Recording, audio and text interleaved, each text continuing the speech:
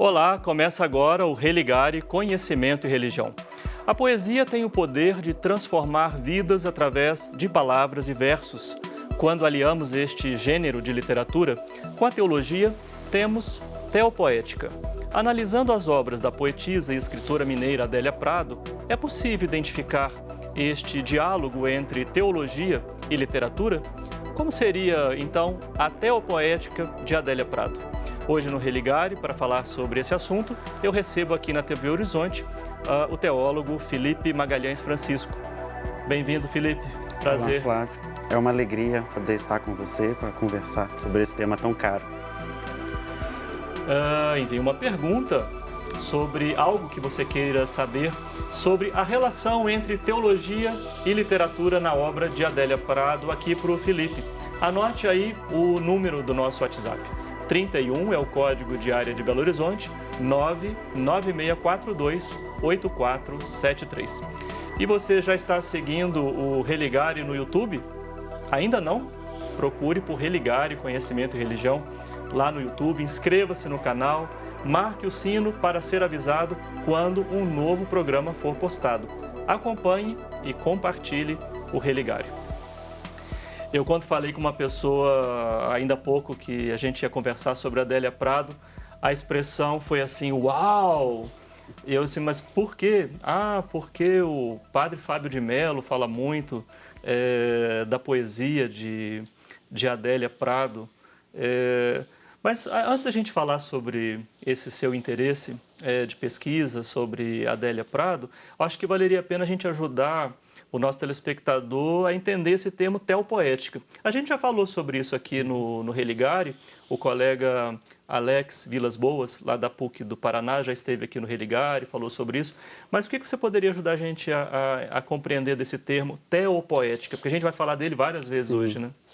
Então, Flávio, a teopoética é uma expressão que foi cunhada por um teólogo, Krusell, que seria o fruto de um método de análise estrutural que é comparativo. Então, você tem a literatura e a teologia, e aí nessa comparação vai ver como que no diálogo há concordâncias entre a teologia cristã e a obra literária, mas também as discordâncias. E desse confronto, o resultado que surge é a teopoética, né? Então, quando o termo surgiu, foi nesse horizonte, né? Mas no Brasil, toda pesquisa que tenta traçar essa interface, esse diálogo entre literatura e teologia, mas também os estudos de religião, tem ganhado esse nome de teopoética, né? Então, é uma tentativa de aproximação mesmo, que nem sempre está usando o mesmo método originário da expressão, mas que vai nessa linha de fazer essa interface. Eu conheço mais pessoas ligadas à área de teologia e de ciências da religião utilizando o termo teopoética, mas há também pessoas da área de letras, literatura, fazendo esse tipo de pesquisa também, ele começa pela literatura e dialoga com a teologia, ou em geral é só mesmo da teologia ou da ciência da religião em relação à poesia? Então, na área das letras, a gente tem sim um diálogo, mas não nessa mesma perspectiva da teopoética. Então, você tem pesquisas que apontam elementos de sagrado, de religiosidade, temas religiosos em obras literárias, mas não no interesse de descobrir uma possível teologia que perpasse aquela obra. Que esse é o diferencial da teopoética, é olhar para a obra literária e dizer toda literatura tem ali, por se tratar de uma realidade tão existencial humana, há um discurso teológico, teologal naquela obra, mesmo que não seja uma obra confessional, mesmo que não seja a intenção do autor. Sim. Mas tem me chamado a atenção assim, o crescimento do interesse por esse tipo de pesquisa. Então já há uma associação, né? Há uma revista especializada, a Teoliterária, que inclusive é editada pelo Alex Vilas Boas, Se eu não estiver enganado, acho que o Antônio Manzato, da PUC São Paulo, também é responsável pela editora. Eventos, congressos que reúnem muita gente interessada no tema. Vejo aqui no programa, né, o professor Antônio Cantarella, Sim. professor Carlos Caldas, pesquisando com vários orientandos. O que esse tema, né, por que esse tema tem chamado tanta atenção de pessoas da nossa área? E não só aqui, mas em toda a América Latina, né? Pensar que nós temos uma associação, a Lalit, que reúne, né, pesquisadores de toda a América. Mas eu penso que o interesse na área tem a ver com uma tentativa de lidar com o discurso acadêmico de uma maneira mais leve. E também reconhecer a literatura como um status de diálogo que seja legítimo. É uma pena que no nosso país o nível de interesse pela literatura seja, né, tão baixo, mas nós temos uma riqueza cultural de produção literária fascinante no nosso país e isso diz respeito à nossa existência nesse chão, nessa terra, né? Então, é muito legítimo que pesquisadores de religião, que teólogos, teólogas, se voltem para esse diálogo, para a literatura, porque é possível descobrir o espírito religioso da nossa gente a partir da obra literária. Então, acho que o interesse passa muito por isso. Sim, você falou desse modo, né, de escrever. Eu observei isso no seu trabalho. Você fez seu mestrado na FAGE, a Faculdade Jesuíta de Filosofia e Teologia, aqui em Belo Horizonte. Eu pude perceber a leveza da sua escrita, não é? Desde citando filme, né, da Amélie Poulain, no início do seu trabalho, ao longo do texto, a sua conclusão. Esse é um traço dos trabalhos em teopoética? Geralmente, sim. É um traço desses trabalhos e significa, entre outras coisas, que é um serviço público. Né? Se a gente pensar que o esforço teológico por dialogar com a literatura é também uma tentativa de fazer uma teologia pública que alcance as pessoas para um olhar diferenciado a respeito da obra literária. Né? Então, essa leveza, ela faz parte do próprio processo. Acho que, inclusive, é o que também motiva os pesquisadores e pesquisadoras a se entregarem à literatura, porque dá mais essa flexibilidade mesmo, não aquele rigor, aquele hermetismo, né, que é tão comum na academia. Sim. Bom, a gente falou que ia conversar sobre o trabalho de Adélia Prado, então a teopoética, agora a gente já entendeu o que a gente está falando, teopoética em Adélia Prado, mas enfim, outros autores e autoras são trabalhados também, não? Quem costuma ser lembrado aí nos trabalhos de teopoética?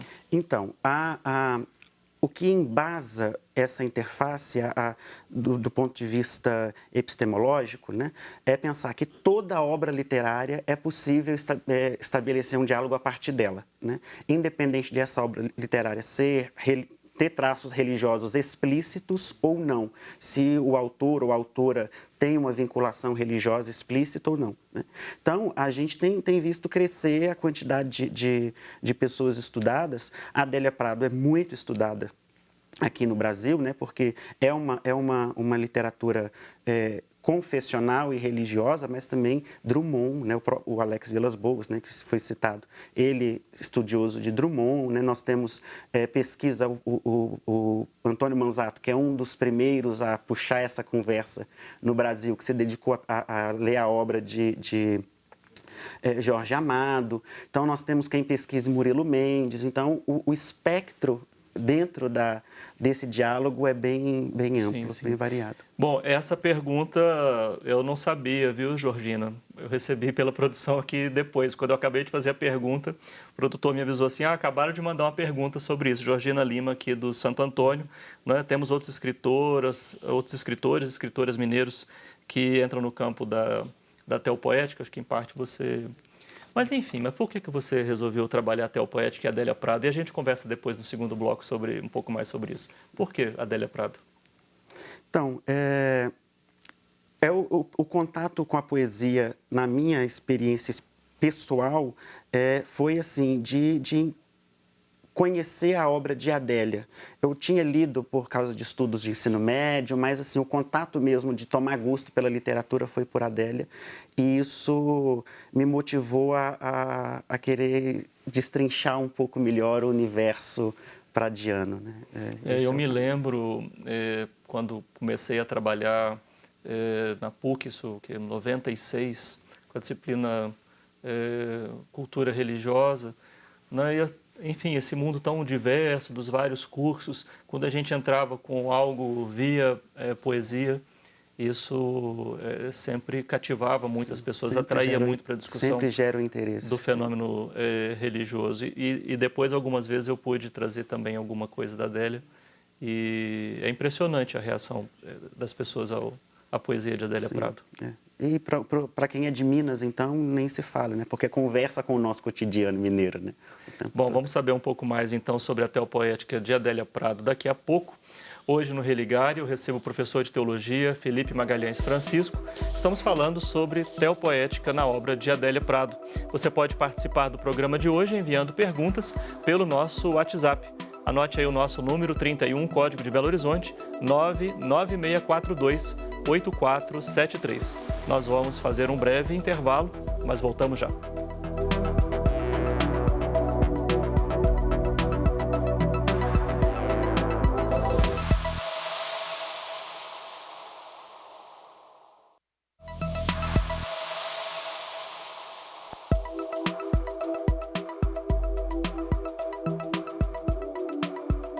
Estamos de volta com o Religare, Conhecimento e Religião.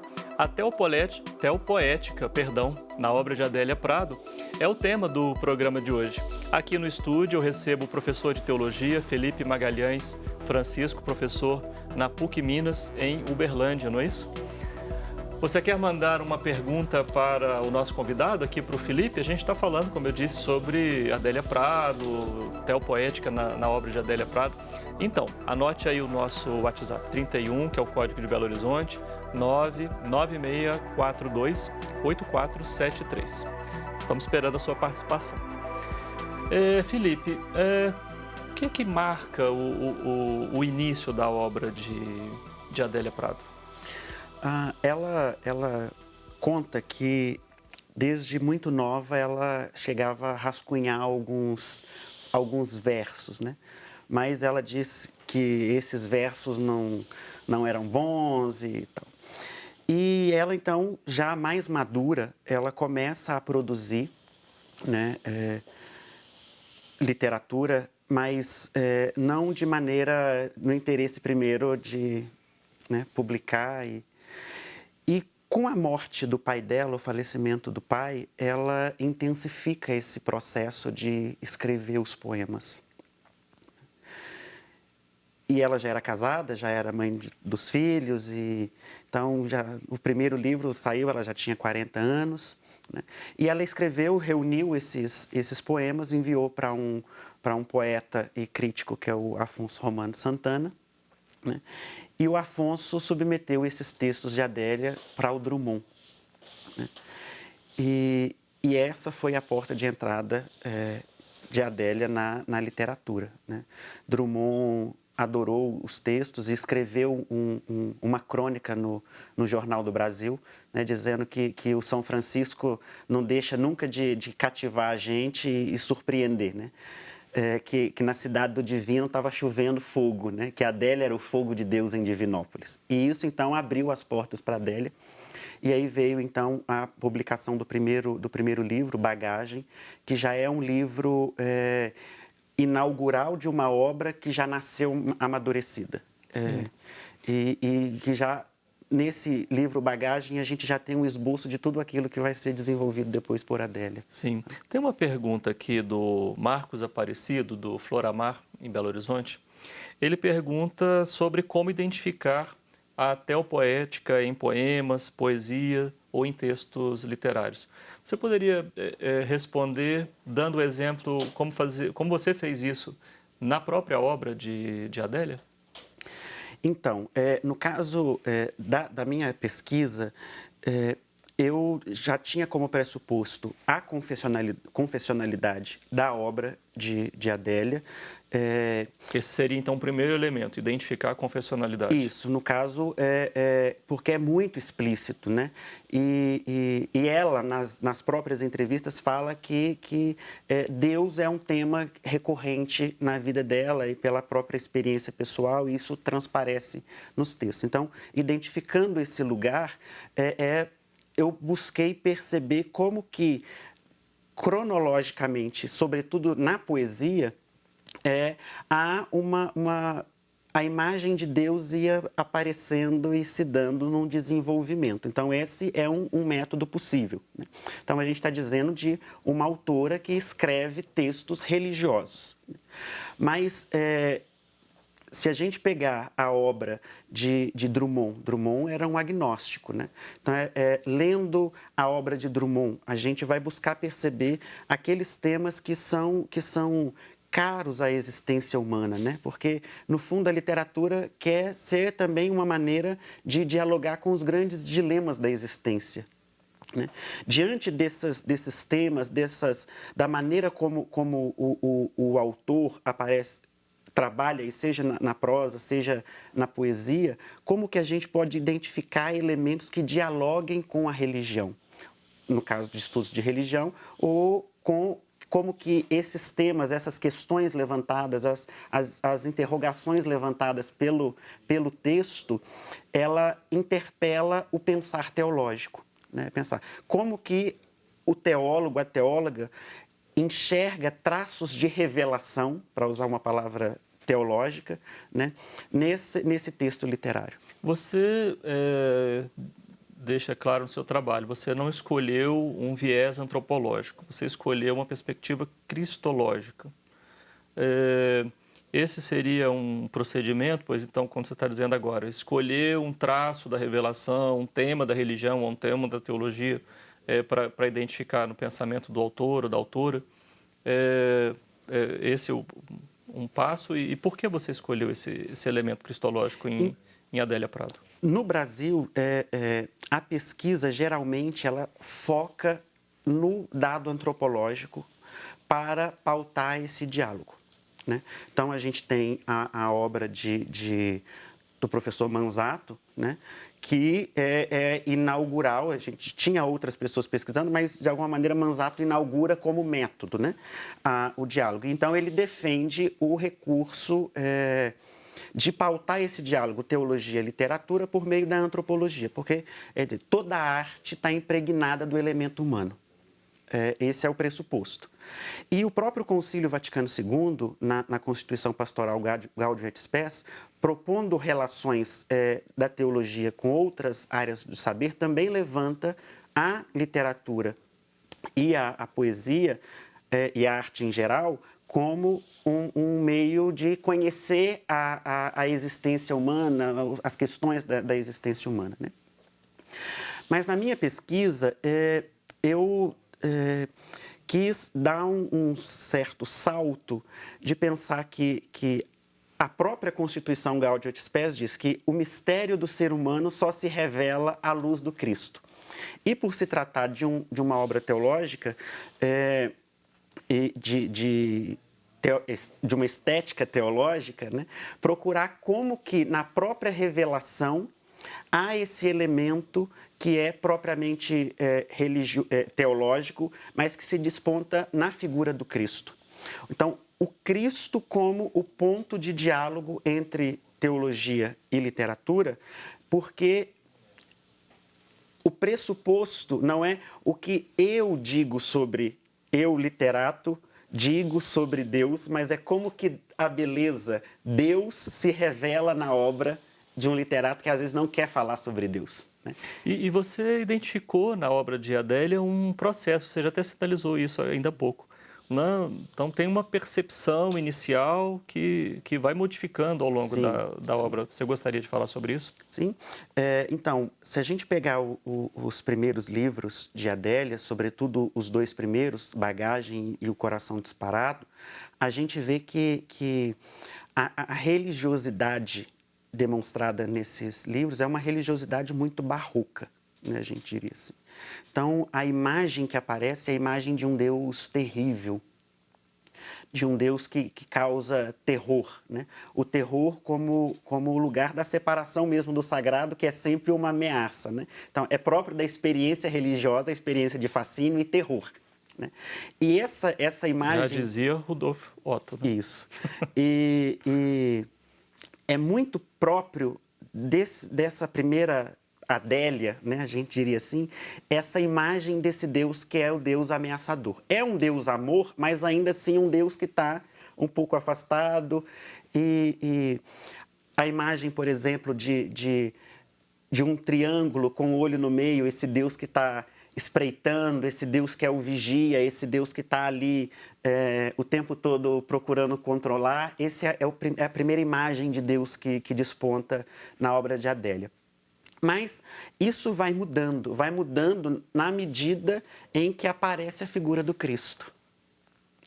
Quando aparece a figura do Cristo na obra de Adélia, a perspectiva de quem é esse Deus vai mudando. Então, olhando para Jesus, Adélia descobre um Deus que é pai, não aquele pai terrível, da distância, do sagrado que causa terror e merece distanciamento, mas um Deus que é amor porque Ele quer estar muito próximo de nós, né?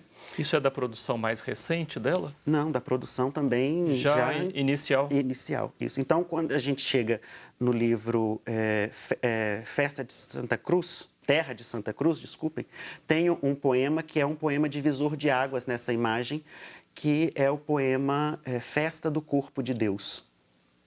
E é um poema muito interessante porque o eu lírico começa dizendo que mais do que Javé na montanha se revelando para Moisés, então aquela primeira figura do Deus terrível, a sarça ardente, né? Descalça os pés porque esse lugar é sagrado, o eu lírico continua, mais do que Javé na montanha, né? O Cristo na cruz me faz adorar. E aí o que ela descobre no Cristo na cruz? Ela diz, Jesus tem um par de nádegas. Então, é o lugar da humanização de Deus. E tem um elemento erótico também. E tem um elemento erótico, que aí nesse mesmo poema ela vai falar, o pecado está em dizer que o erro está na mulher gozar. Então, ela descobre no corpo nu do Cristo o próprio lugar do erótico, que já tinha aparecido na literatura dela, sim, mas uma relação diferente com Deus pode aparecer aí. Eu estou com uma pergunta da Tamires Martins, do bairro Nova Suíça, aqui em Belo Horizonte, sobre qual a melhor forma de usar a teopoética na evangelização. Felizmente, não vai dar tempo para a gente responder, mas talvez a gente responde aqui pelo WhatsApp, sim, depois do programa, se você não se importar. E parabéns da Sandra Moreira ao programa e também a Monalisa Neves, Santa Teresa, dá os parabéns ao programa e o tema que nós escolhemos para hoje. Obrigado por você ter vindo conversar com a gente. Conversar. O Religar é um projeto de extensão do Programa de Pós-Graduação em Ciências da Religião da PUC Minas. Conheça mais sobre as nossas atividades e cursos de graduação à distância, especialização, mestrado e doutorado em Ciências da Religião, acessando a página pucminas.br/ppgcr. Muito obrigado pela sua companhia. Semana que vem, nós voltamos com mais um Religare, Conhecimento e Religião. Um abraço muito cordial. Até lá.